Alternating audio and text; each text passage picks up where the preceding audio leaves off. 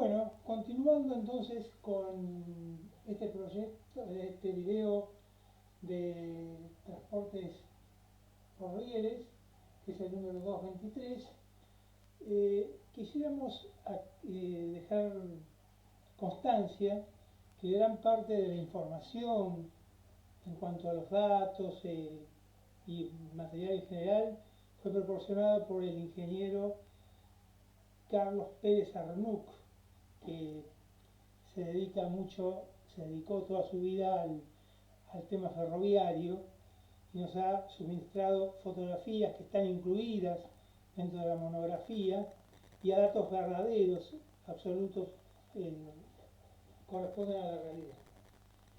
Bien, como hemos dicho en el video anterior, la trocha angosta tiene 1 metro entre rieles y tiene un radio mínimo de 150 metros para hacer la curva, siendo recomendable 300. La trocha media, 1,436 metros de distancia entre centro de rieles, entre bordes de rieles, un radio mínimo de 180 metros y un radio recomendado de 400 metros. Y la trocha ancha, que es la del ferrocarril Roca, 1,676 metros, con un radio de 220 metros a 250 metros como recomendado para las curvas y un radio recomendado de 500 metros. Entonces, lo que hacíamos era planteábamos la idea del peralte, haciendo la relación entre, digamos, el peralte dividido la distancia media entre rieles, que no es lo mismo que la trocha. Teníamos que la fuerza centrífuga era la masa por la velocidad al cuadrado dividido el radio, dividido el peso, que es la masa por la aceleración de la gravedad.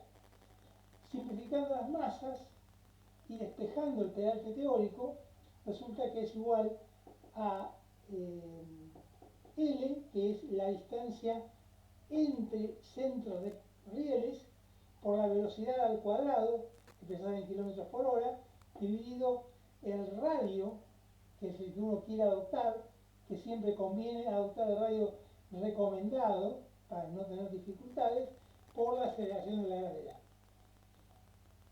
A es el ancho, si llamamos con A al ancho del hongo, al ancho del riel, el valor de L es igual a la trocha más el ancho A. Por lo tanto, el peralte teórico, haciendo los reemplazos, va a quedar 0,0018 por la velocidad al cuadrado por R, o sea, una constante por la velocidad cuadrada por R, donde la velocidad está expresada en kilómetros por hora y R está expresado en metros. Si existe curva de transición, esta va a tener que valer 10 veces la velocidad por el peralte práctico. Habíamos dicho también que el peralte teórico, en realidad la experiencia demuestra que puede trabajarse con un peralte menor que el peralte teórico y no por eso va a producirse el deslizamiento de la formación hacia el centro de la curva. Y por eso el peralte práctico es 2/3 del peralte teórico, con un máximo de 150 milímetros. Este peralte tiene que ser también menor de 4 milímetros por largo de curva de transición, dividido el largo por metro de curva de transición, dividido el largo de la curva de transición. O sea, 4 milímetros por metro de curva de transición. Y acá lo tenemos indicado.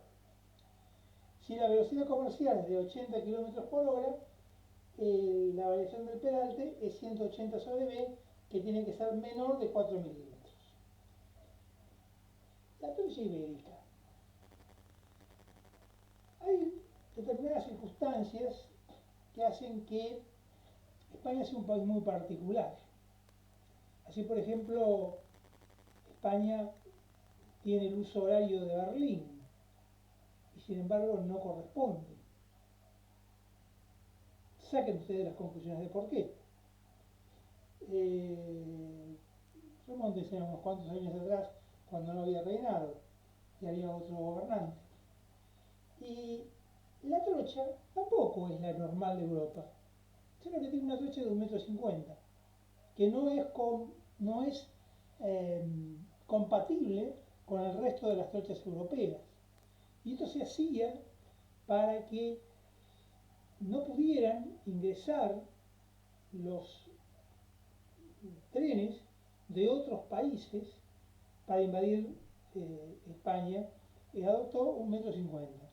Hoy, que sí es necesario hacer el pasaje de España hacia otros países de la Comunidad Europea, se ha inventado, se ha desarrollado un sistema donde en media hora se le modifica el ancho, se modifica la trocha de toda la formación, porque tiene los ejes como si fueran un estriado y se acomoda al ancho internacional de la Comunidad Europea y luego se vuelve al ancho ibérico cuando se ingresa en el territorio español, dejando constancia que las nuevas formaciones, las nuevas vías que se construyen, son con el ancho de la Comunidad Europea, que no es precisamente 1,50 m.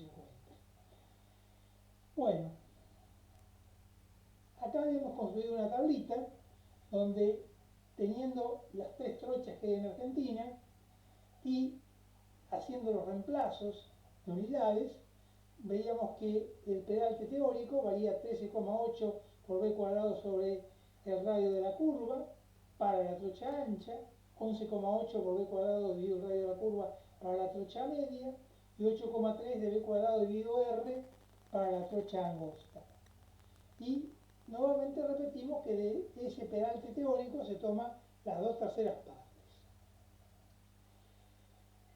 La curva de transición, acá tenemos mostrado, acá tenemos la curva circular, que es la ideal, y acá venimos por el, digamos, ven la formación avanzando, tiene que hacer un recorrido, sale por este lado, todo este tramo lo hace según la trocha, según la curva circular, que es la mejor.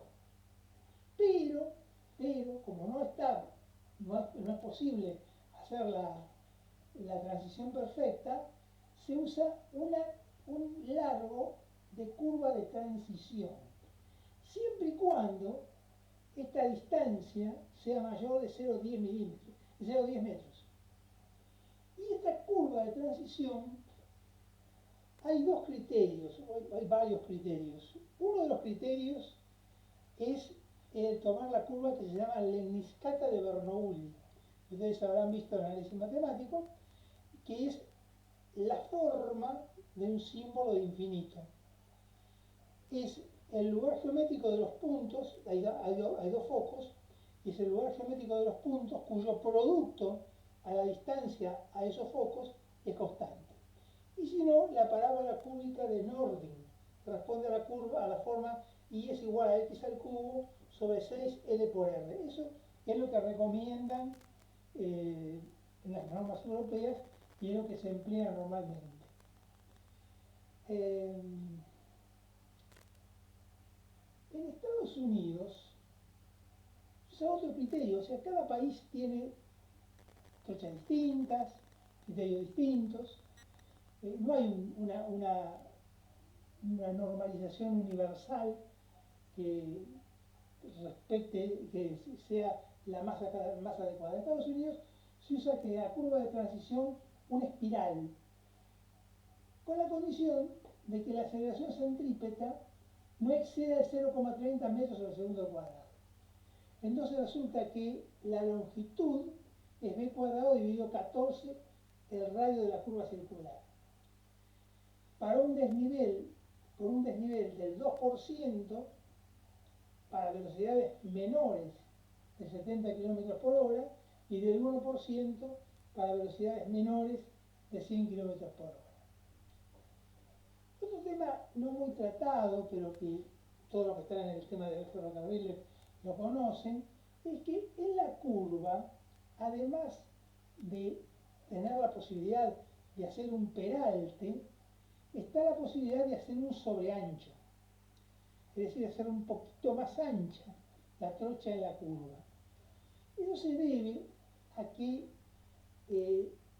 para poder tener un buen juego entre las pestañas y la parte interna de los rieles, en Argentina se admite que puede haber entre 8 y 19 milímetros, según las ruedas sean nuevas, 8 milímetros, o estén en el límite de su desgaste, 19 milímetros. El sobreancho se calcula por medio de esta fórmula, x igual a L al cuadrado dividido 2 veces el radio de la rueda. Acá le mostramos, L es la distancia entre ruedas del buggy y R es la radio de la rueda. La radio de la rueda normalmente tomamos como 80 centímetros. Y acá le mostramos una locomotora de las que habitualmente hacen los viajes de larga distancia y también muchos lugares locales. Acá la tienen, la pueden congelar la imagen y tienen todas las medidas y en la monografía están debidamente bien claras. Y vemos que la locomotora, esta es una General Motors, que no es una locomotora, es una locomotora que tiene sus años, hace muchos años que está, hay una variedad muy grande de repuestos en el país, hay una cantidad, una población muy importante de locomotoras, y se las ha repotenciado colocando motores nuevos que en Europa no se pueden usar por las regulaciones que existen de emisión de gases, pero que Argentina no tiene esos problemas, no, no respeta esos problemas, esas situaciones, y hace que pueden, eso es igual. En consecuencia, hay una gran cantidad de motores 0 kilómetros que en Europa no se pueden usar, en Estados Unidos no se pueden usar, pero que hay que sacárselos de encima y se obtienen a un precio muy barato para lo que es ese tipo de motores. Entonces son locomotoras antiguas, reacondicionadas, pero con motores 0 kilómetros, que realmente funcionan excelentemente bien, tanto como lo eran cuando eran nuevas. Y estas locomotoras tienen, como ven en el dibujo, dos buggies de 3 ejes cada uno. En cada uno de los buggies, en cada uno de los ejes, hay una fuerza de 13,3 toneladas. En total tenemos 6 por 13,3, el peso total de la locomotora. La distancia mínima entre ruedas en el buggy es 1,676 metros. La otra, la tercera rueda, está a 1,829. De ellas dos son motrices. Y tomamos un diámetro de rueda de 0,80 metros. Esto nos va a permitir calcularla inmediatamente. Vamos a tomar un ejemplo. Imaginemos que nosotros venimos por una vía y tenemos que hacer un giro de 20 grados, tomando la trocha ancha, 1,67 metros, la velocidad comercial de 80 kilómetros por hora, y vamos a tomar el radio recomendado de 500 metros, no nos vamos a arriesgar a tomar radios menores. Entonces decimos que el peralte teórico, de acuerdo con la tablita, es 13,8 b cuadrado sobre r.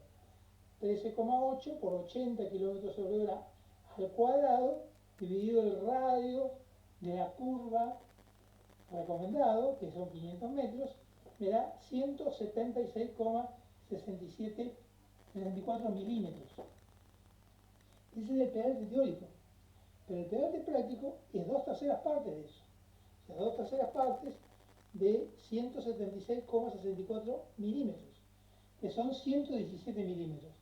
Como es menor de 150 milímetros, está ok, está correcto. O sea que es un valor que queda como definitivo. El sobreancho es L cuadrado dividido 2 veces el radio de la rueda. O sea que va a ser 1,676, que es el valor de la distancia entre ejes que acabamos de mencionar, el cuadrado, dividido 2 por 0,80, 1,7 milímetros.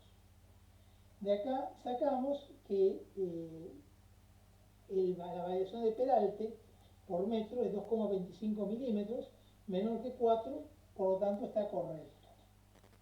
El largo de la curva de transición sale entonces del peralte adoptado, peralte práctico, 115 milímetros, dividido 2,25, que acabamos de obtener, nos da 51 metros de largo de la longitud de la curva de transición. Los ferrocarriles tienen la posibilidad de trabajar con una carga en cada eje de hasta 25 toneladas. Sin embargo, para el estado de las vías en general, se suprime ese valor y se adopta hasta 16 toneladas. De todas maneras, es mucho mayor lo que puede cargar un vagón de lo que puede cargar un camión, siendo que es mucho más económico el manejo con este tipo de transporte. Bueno, seguidita vamos a seguir.